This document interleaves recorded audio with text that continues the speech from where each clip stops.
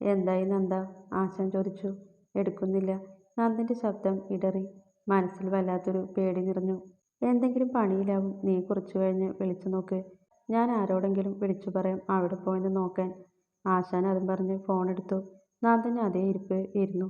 ദിനേശിന് അവൻ്റെ അവസ്ഥ കണ്ട് മനസ്സിലെന്തോ ഒരു സന്തോഷം തോന്നി. എന്താണ് ഇങ്ങനെയെന്ന് എത്ര ആലോചിച്ചിട്ടും അവന് തന്നെ പിടികിട്ടുന്നില്ല. അമ്മ അടുക്കളയിൽ പോയി ദേവുവിന് ഇഷ്ടമുള്ള ബ്രൂ കോഫി ഉണ്ടാക്കിക്കൊടുത്തു. കൂടെ കുറേ പലഹാരങ്ങളും. ദർശൻ ഇത് കണ്ട് കുശുമ്പ് കയറിയിരിക്കുന്നുണ്ട്. നാരായണ ഒരു ചിരിയോടെ എല്ലാം നോക്കിയിരുന്നു. ലഡു മെല്ലെ എടുത്ത് കടിക്കുമ്പോഴാണ് ദേവ് തൻ്റെ ബാഗിക്ക് ഫോൺ തപ്പിയത്. ദേവ് കോഫി ടേബിളിൽ വെച്ച് എഴുന്നേറ്റ് നിന്നുകൊണ്ട് കൊണ്ടുവന്ന ബാഗെല്ലാം പരിശോധിച്ചു. എന്താ മോളെ? മാലിനി ചോദിച്ചു. അമ്മ, ഞാൻ ഫോൺ എടുത്തില്ല. ദേവ് കരച്ചിലിൻ്റെ വക്കിലെത്തി. അത്രയുള്ളൂ. സാരില്ല, നാളെ പോയി എടുക്കാം, നാരായണൻ പറഞ്ഞു. പറ്റില്ല, നന്ദേട്ടൻ വിളിക്കും. ഇപ്പോൾ തന്നെ എടുക്കണം. എന്നിട്ട് വിളിച്ചു പറയണം. ഇല്ലെങ്കിൽ നന്ദേട്ടൻ ടെൻഷൻ അടിക്കും. ദേവുവിൻ്റെ കണ്ണുകൾ ഒഴുകി. ദർശൻ അവളെ ആദ്യമായി കാണുന്ന പോലെ നോക്കുന്നുണ്ട്. നാരായണൻ്റെ മുഖം ദേഷ്യം കൊണ്ട് വലിഞ്ഞു മുറുകി. ഈ രാത്രി എന്തായാലും പോകണ്ട ദേവു. പിന്നെ മഴയുണ്ട്. അവനോട് നാളെ വിളിച്ചു പറയും. മാലിനി, നീ അവളെ മുറിയിൽ കൊണ്ടുപോ, നാരായണൻ പറഞ്ഞു. പറ്റില്ല. ദേവുവിൻ്റെ സ്വരം ഉയർന്നു. ഈ മഴയത്ത് എങ്ങനെയാ മോളെ? ഇതിലും വലിയ മഴയൊക്കെ ഞാൻ കണ്ടിട്ടുണ്ട്. ദേവു അതും പറഞ്ഞ് ഉമ്മറത്തേക്ക് ഇറങ്ങി. ഡി, നിക്കടി, ഞാനും വരാം. ദർശൻ ബൈക്കിൻ്റെ കീയെടുത്ത് ഇറങ്ങി. ആ ചെക്കൻ എന്തോ കൈവിഷം കൊടുത്തിട്ടുണ്ട്. നാരായണന് അമർച്ച അടക്കാൻ കഴിഞ്ഞില്ല. കൈവിഷം അല്ല ഏട്ടാ, സ്നേഹം.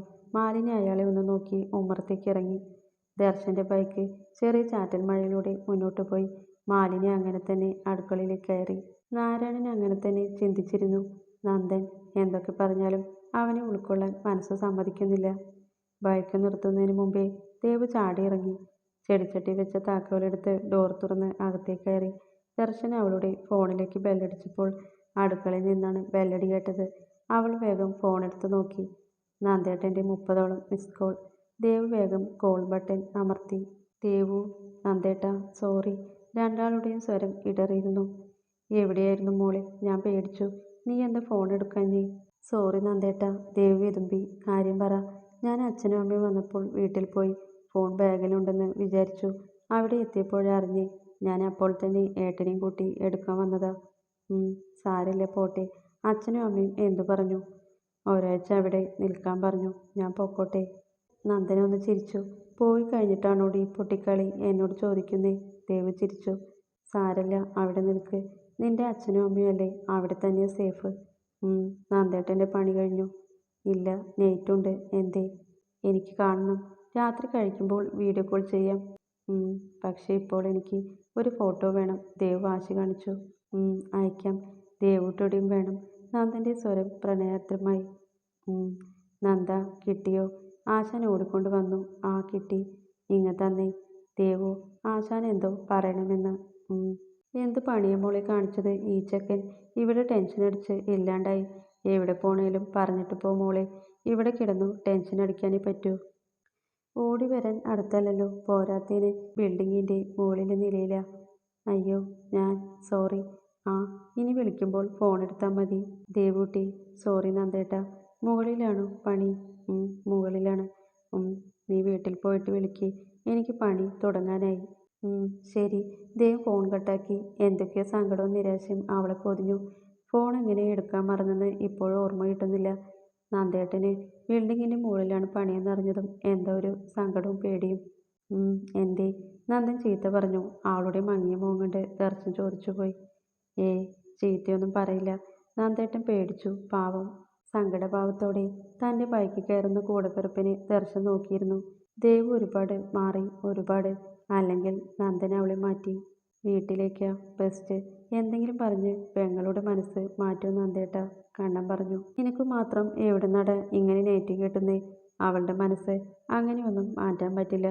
നന്ദൻ്റെ മുഖത്ത് പ്രണയം തിങ്ങി. നന്ദൻ ഒന്ന് ചിരിച്ചു. ദിനേശ് നന്ദനെ നോക്കി. മുളകൾ കൊണ്ട് കൂട്ടിക്കെട്ടിയ പടികളിൽ നിന്നാണ് പെയിൻറ്റിങ് ചെയ്യുന്നത്.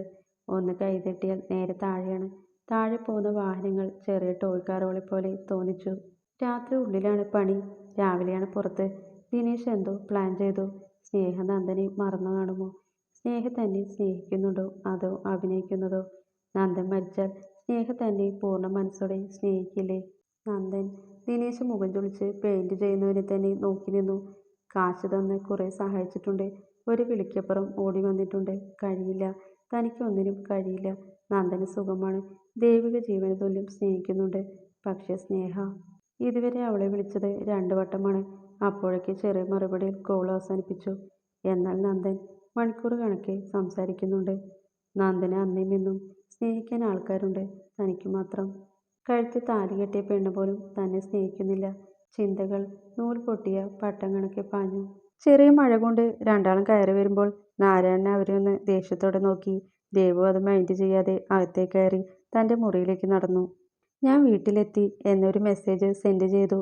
നീ തല തോർത്തിയില്ലേ ദേവു? മാലിനി വന്ന് അവളുടെ തല തുവർത്തി കൊടുത്തു. ഞാൻ നന്ദേട്ടനെ വിളിച്ചു പറഞ്ഞു. ഉവ്വോ, അവൻ എന്തു പറഞ്ഞു? വീട്ടിൽ നിന്നോ അതാ സേഫെന്ന്. അവനെങ്ങനെയാ? നിന്നോട് സ്നേഹമുണ്ടോ? ദേവു ഒന്ന് ചിരിച്ചു. ബെസ്റ്റ്. ഞാൻ ഫോൺ എടുക്കാതായപ്പോൾ ടെൻഷൻ അടിച്ച് കരഞ്ഞ മുതലാണത്, ദേവ് പറഞ്ഞു. മാലിനിക്ക് വളരെ സന്തോഷം തോന്നി.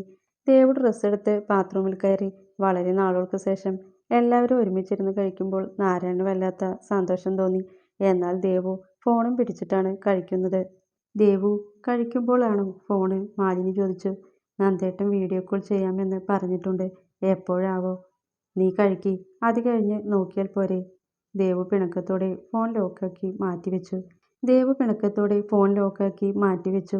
ഇടയ്ക്കിടെ നന്ദൻ വിളിക്കുന്നുണ്ടോ എന്ന് കണ്ണുകൾ തിരഞ്ഞു. നന്ദൻ നിന്നോട് സ്ത്രീധനത്തെക്കുറിച്ച് എന്തെങ്കിലും പറയാറുണ്ടോ? നാരായണൻ ചോദിച്ചു. ഇല്ല. എന്തേ അച്ഛാ? ഒന്നുമില്ല. അവൻ ചോദിച്ചില്ലെങ്കിലും നമ്മൾ എന്തെങ്കിലും കൊടുക്കണ്ടേ? അല്ലേ മാലിനി? ആ ശരിയാ, അതിൻ്റെ ആവശ്യമില്ല, ദേവു എടുത്തടിച്ച പോലെ പറഞ്ഞു. നീ എന്താ അങ്ങനെ പറയുന്നേ? ഇപ്പോൾ അതിൻ്റെ അവസ്ഥ മനസ്സിലാവില്ല. കാശിന് നല്ല ബുദ്ധിമുട്ടുണ്ടാവട്ടെ, അപ്പം അറിയാം, മാലിനി പറഞ്ഞു. നല്ല ബുദ്ധിമുട്ടുണ്ട്. കാശിന് അത്യാവശ്യമുണ്ട്. അത് ഞങ്ങൾ ഭാര്യയ്ക്കും ഭർത്താവിനും തീർക്കാവുന്നതേ ഉള്ളൂ, ദേവ് പറഞ്ഞു. ദർശൻ കണ്ണു മിഴിച്ചു. ബുദ്ധിമുട്ടുണ്ടായിട്ടാണോ നീ ഞങ്ങളോടൊന്നും പറയാത്തേ? അച്ഛൻ സഹായിക്കില്ലേ അവനെ? മാലിനി പറഞ്ഞു. വേണ്ട. അച്ഛൻ അന്ന് മാമന് കാശ് കൊടുത്തിട്ട് തിരിച്ചു തരാൻ വൈകിയപ്പോൾ അച്ഛൻ എന്തൊക്കെയാ മാമനെ പറഞ്ഞത്? അതിൽ മനം നൊന്തല്ലേ മാമൻ ആത്മഹത്യ ചെയ്തത്? അപ്പച്ചി അതൊക്കെ മറന്നു കാണും. പക്ഷേ അന്ന് മാമൻ നാണം കെട്ട് തലതാഴ്ത്തി ഈ ഉമ്മർത്ത് നിന്നത് എനിക്ക് ഓർമ്മയുണ്ട്. അതുപോലെ നന്ദേട്ടൻ നിൽക്കണ്ട. ദേവുവിൻ്റെ ആ പറച്ചിലിൽ ആഹാരം പോലും ഇറക്കാൻ കഴിയാതെ നാരായണൻ അതേ ഇരിപ്പിരുന്നു. ദേവു, മാലിനി അലറി. സത്യമല്ലേ ഞാൻ പറഞ്ഞേ? അച്ഛൻ്റെ കയ്യിൽ നിന്ന് കാശ് കടം വാങ്ങിയാലും അച്ഛനായി തന്നെ അത് തന്നാലും അച്ഛൻ അത് 4 ആളുടെ മുന്നിൽ വെച്ച് പറയുക തന്നെ ചെയ്യും. ആ അവസ്ഥ എൻ്റെ നന്ദേട്ടന് വേണ്ട. ദേവു അതും പറഞ്ഞ് പ്ലേറ്റ് എടുത്ത് എഴുന്നേറ്റു. അവൾ കൈ കഴുകി വന്നപ്പോൾ ഫോൺ ബെല്ലടിച്ചു. അതും എടുത്ത് നടക്കുമ്പോൾ അറിയാതെ പോലും അച്ഛനെ തിരിഞ്ഞു നോക്കിയില്ല. നാരായണൻ എഴുന്നേറ്റു. നീതുവാണ്. ദേവു കോൾ അറ്റൻഡ് ചെയ്ത് മുറ്റത്തേക്ക് ഇറങ്ങി. അവളെന്തെങ്കിലും പറഞ്ഞെന്നു കരുതി, മാലിനി പറഞ്ഞു. നാരായണൻ കൈ കഴുകി മുറിയിലേക്ക് പോയി. എൻ്റെ അമ്മേ, ഇവളെന്താ ഇങ്ങനെ മാറിയേ? ദർശൻ പറഞ്ഞു. അത് തന്നെയാ ഞാനും ആലോചിക്കുന്നേ. ഇവിടെ നിൽക്കുമ്പോൾ വായിൽ നാവുണ്ടോ എന്ന് പരതി നോക്കണം. ആ കൊച്ചു തന്നെയാണോ ഈ പോയത്? നാരായണൻ ബെഡിലേക്ക് ഇരിക്കുമ്പോൾ ശരീരം വിറച്ചു. ശോഭയുടെ ഭർത്താവ് താൻ കാരണമാണോ തൂങ്ങി മരിച്ചത്? കടം കയറി മരിച്ചതല്ലേ? അന്ന് സഹദേവന് കടം കൊടുക്കുമ്പോൾ പറഞ്ഞതല്ലേ ഉടൻ വേണമെന്ന്? മാത്രമല്ല അന്ന് ദേവുവിന് വെറും 10 വയസ്സല്ലേ ഉള്ളൂ. അതൊക്കെ അവൾ ഓർമ്മയിൽ വെച്ചിട്ടുണ്ടോ? ശ്വാസം മുട്ടുന്ന പോലെ. തൻ്റെ നേരെ പോലും നോക്കാത്ത മകൾ ഇപ്പോൾ തനിക്കെതിരെ സംസാരിക്കുന്നു. ഇതിനൊക്കെ എവിടെ നിന്ന് ധൈര്യം? നാരായണൻ കാര്യമായി ഓർത്തു. അന്ന് മുതൽ നന്ദൻ്റെ താലി എന്ന് കഴുത്തിൽ വീണു അന്ന് മുതലാണ് ദേവു ഇങ്ങനെ മാറിയത്. അവൻ്റെ കീഴിൽ ജീവിക്കുമ്പോൾ ദേവുവിന് സ്വാതന്ത്ര്യമുണ്ട്. അതിൻ്റെ അഹങ്കാരവും അവനോട് ഒരിക്കലും ക്ഷമിക്കില്ല. തൻ്റെ പ്രായം പോലും നോക്കാതെ അവൻ കൈവച്ചതാണ്.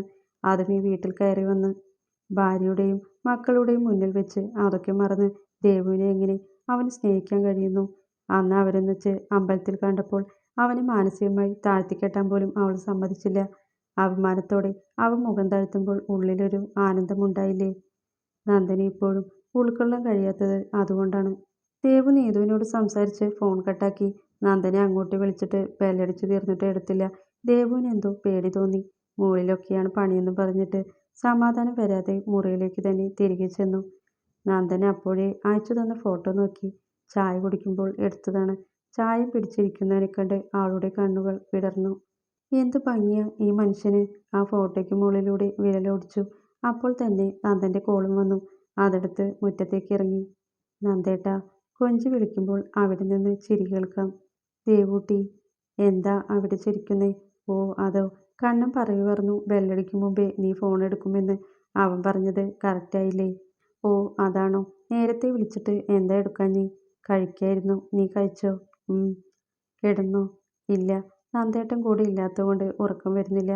ദേവു അങ്ങനെ പറഞ്ഞതും നന്ദന് വിഷമം തോന്നി. എനിക്കും അങ്ങനെ തന്നെ ദേവു. നിന്നെ കാണാതിരിക്കാൻ പറ്റുന്നില്ല. എന്തോ അങ്ങനെ ഒരു സങ്കടം വരുമ്പോൾ വേഗം ചിന്ത മാറ്റും. വീഡിയോ കോൾ ചെയ്യോ? ഞങ്ങൾ കഴിക്കാൻ പുറത്തു വന്നതാ. എന്താ കഴിച്ചേ? പൊറോട്ട. അതൊന്നും കഴിക്കണ്ട നന്ദേട്ടാ, വയറിന് നല്ലതല്ല. ഏയ് അതാവുമ്പോൾ നാളെ വരെ പിടിച്ചു നിൽക്കാം. നന്ദൻ ചിരിച്ചു. വേണ്ട, ഇനി വല്ല ഹോട്ടലിൽ പോയി ചോറോ ചപ്പാത്തിയോ അങ്ങനെ എന്തെങ്കിലും കഴിച്ചാൽ മതി. കേട്ടല്ലോ? ഓ ഉത്തരവ്. ദേവു ചിരിച്ചു. നന്ദേട്ടാ പറ. എനിക്ക് കാണാൻ തോന്നുന്നു. ശരിക്കും സങ്കടം വരുന്നു. ദേവു തൻ്റെ നിറഞ്ഞ കണ്ണ് തുടച്ചു. ഞാൻ വീഡിയോ കോൾ ചെയ്യാം. നന്ദൻ ഫോൺ കട്ടാക്കി. 2 സെക്കൻഡ് കഴിഞ്ഞ് വീഡിയോ കോൾ വന്നു. ദേവേഗ ഉമ്മർത്തെ ലൈറ്റിൻ്റെ ചുവട്ടിലേക്ക് നിന്ന് കോൾ അറ്റൻഡ് ചെയ്തു. അവളുടെ കണ്ണുകൾ നിറഞ്ഞു. മുഖത്ത് പലയിടത്തും വെള്ള കളറിൽ പെയിന്റ് ആയിട്ടുണ്ട്. കണ്ണും മുഖവും ക്ഷീണിച്ച മട്ടുണ്ട്. നന്ദന് കണ്ണു നിറച്ച് കാണുകയായിരുന്നു ദേവുവിനെ. കണ്ണു നിറച്ച് നിൽക്കുന്നുണ്ടെങ്കിലും തന്നെ മാത്രം നോക്കി നിൽക്കുമ്പോൾ അവളുടെ മനസ്സ് മറ്റേതോ ലോകത്താണ്. ദേവൂട്ടി. നന്ദേട്ടൻ്റെ മുഖം വല്ലാതിരിക്കുന്നു. ദേവു സങ്കടത്തോടെ മുഖം താഴ്ത്തി. അയ്യേ ഒന്നുമില്ലടാ. രാവിലെ മുതൽ പണി പുറത്ത് വെയിലത്തായിരുന്നു. അതിൻ്റെ ആവും. ദേവുവിന് സഹതാപം തോന്നി. മനസ്സിൽ അടക്കി വെക്കാൻ കഴിയാത്ത വിങ്ങൽ. ദേവൂട്ടി. മുഖം താഴ്ത്തി വിതുമ്പുന്നവളെ കണ്ട് നന്ദനും വല്ലാതായി. നിന്റെ അമ്പലം വിഴുങ്ങി തന്ത എന്തു പറയുന്നു? നന്ദൻ കുറിച്ച് കലിപ്പിട്ട് പറഞ്ഞതും ദേവു അവനെ കൂർപ്പിച്ചു നോക്കി. സ്ത്രീധനം തരട്ടെ ചോദിച്ചു. നിങ്ങൾക്ക്? എൻ്റെ പട്ടിക്ക് വേണം അങ്ങേരോട് സ്ത്രീധനം. നന്ദൻ പുച്ഛിച്ചു. ഓ അപ്പോൾ വേണ്ട. വേണ്ട, അത് കിട്ടിയിട്ട് വേണ്ട എനിക്കെൻ്റെ പെണ്ണിനെ നോക്കാൻ. അങ്ങനെയൊക്കെ കേൾക്കുമ്പോൾ ദേവുവിന് വല്ലാത്ത സന്തോഷമാണ്. ഇനി എപ്പോഴാ ജോലി തുടങ്ങുന്നേ? ഒരു അരമണിക്കൂർ കഴിഞ്ഞ്. ദാ ഇതാണ് building. Nandan back camera on ചെയ്തു. ചെറിയ വെളിച്ചത്തിൽ ദേവു കണ്ടു ആ വലിയ ബിൽഡിംഗ്. പക്ഷെ മുളയൊക്കെ കെട്ടിവെച്ചതുകൊണ്ട് അധികം ശരിക്കും കാണാനും കഴിഞ്ഞില്ല. എത്ര നിലയുണ്ട്? 8. വേറെ ആരുമില്ലേ കൂടെ? ഞാൻ നിന്നെ വിളിക്കാൻ മാറി നിന്നതാ. നന്ദൻ കണ്ണ് ചിമ്മി. നന്ദനെ അങ്ങനെ തന്നെ കണ്ടോണ്ടിരിക്കാൻ തോന്നുന്നുണ്ട്. പക്ഷെ പറയാനൊന്നും വാക്കുകൾ കിട്ടുന്നില്ല. ഞാൻ വെക്കട്ടെ? നന്ദൻ അങ്ങനെ ചോദിച്ചപ്പോൾ ദേവുവിന് വിഷമം തോന്നി. എന്തേ, പണി തുടങ്ങാറായോ? അല്ല, ഇനി നിന്നെ കണ്ടാൽ അങ്ങ് വരാൻ തോന്നും. നന്ദൻ ഉള്ളിലുള്ളത് തുറന്നു പറഞ്ഞപ്പോൾ ദേവുവിന് തോന്നിയ വിഷമം ഇരട്ടിച്ചു. നീയില്ലാതെ, നമ്മുടെ വീടില്ലാതെ ഇവിടെ ഞാൻ. ഓർക്കുമ്പോൾ തന്നെ ഭ്രാന്ത് വരുന്ന ദേവു. എല്ലാം ഇട്ടെറിഞ്ഞ് അങ്ങോട്ട് വരാൻ തോന്നുന്നു. ദേവു ഒന്നും മിണ്ടാതെ അവനെ തന്നെ ഉറ്റുനോക്കി. നീ എന്താ മുന്നേ എന്നോട് ഇഷ്ടമാണെന്ന് പറയാതിരുന്നേ? പറഞ്ഞെങ്കിലോ?